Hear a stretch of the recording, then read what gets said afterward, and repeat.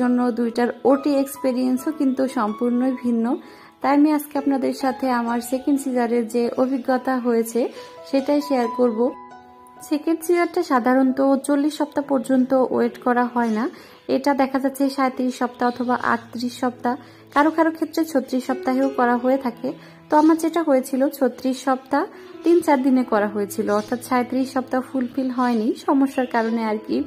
এবারকার প্রেগনেন্সিতে আমার শরীরের কন্ডিশন অতটা ভালো ছিল না, প্রায় ফুল প্রেগনেন্সিতে আমি অসুস্থ ছিলাম, যার জন্য একটু আগে আগে করা হয়েছিল।